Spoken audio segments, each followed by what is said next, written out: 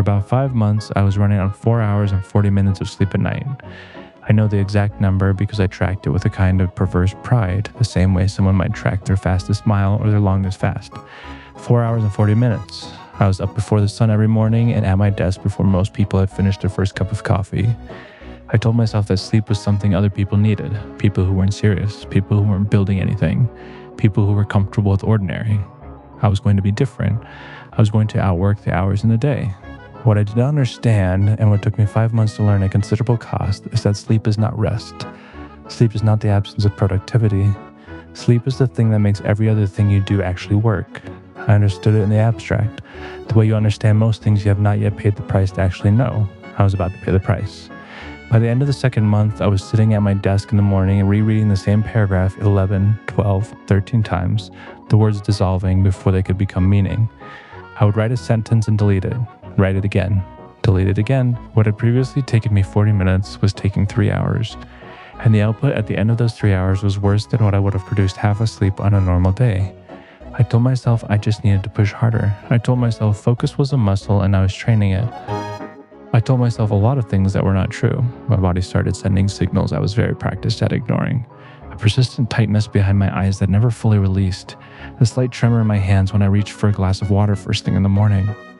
A gray flatness that settled over everything. Not sadness, not exactly, but the complete absence of the texture of feeling. Food stopped tasting like much. Music I had loved for years played in the background and produced nothing in me. I would look at things I had been genuinely excited about, projects, plans, conversations, and feel a vast indifference that scared me more than any emotion would have. The worst of it came in the 4th month.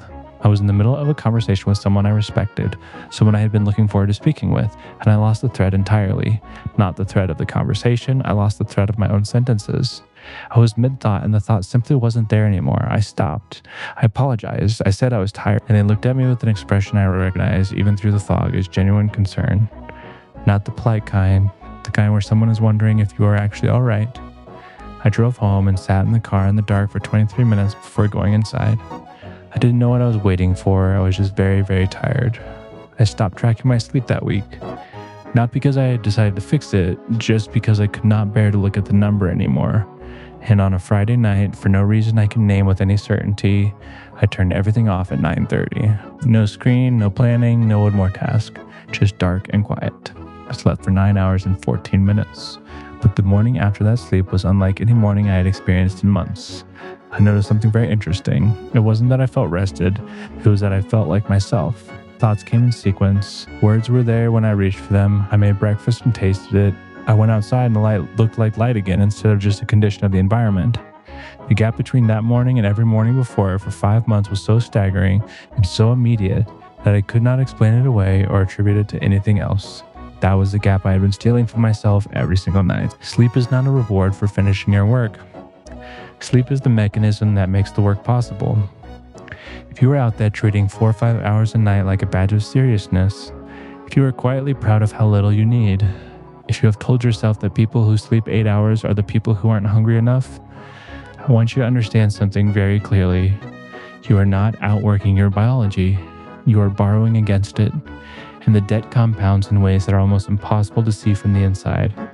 Because one of the first things chronic sleep deprivation destroys is your ability to accurately assess how impaired you actually are. You do not feel as bad as you are. The instrument measuring the damage is itself damaged. Go to bed at the same time every night, not roughly the same time. At the same time, give yourself 8 hours in bed as a minimum. Not as an aspiration, but as a non-negotiable, the same category as food or water or any other input your body requires to function. Set a hard stop on screens 30 minutes before that time, not only because of the light, but because the content keeps your nervous system in a state of alert that makes genuine rest almost impossible to enter. And in the morning, do not reach for your phone before you have been awake for at least 20 minutes and let your mind come online on its own terms before you hand it over to something else. Matthew Walker, who has spent his career studying sleep, writes that there is no biological function that does not benefit from sleep, and no organ in the body that is not damaged by its deprivation. Every system, the brain, the heart, the immune system, the hormonal balance, the emotion regulation, all of it runs on sleep, the way an engine runs on oil.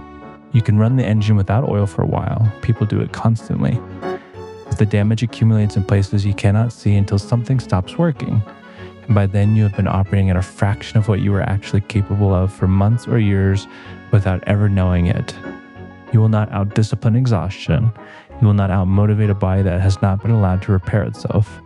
The most productive decision you'll make today might be the simplest was closing everything down at a reasonable hour and letting your biology do what it has always known how to do. Rest is not the enemy of ambition. Rest is what makes ambition sustainable.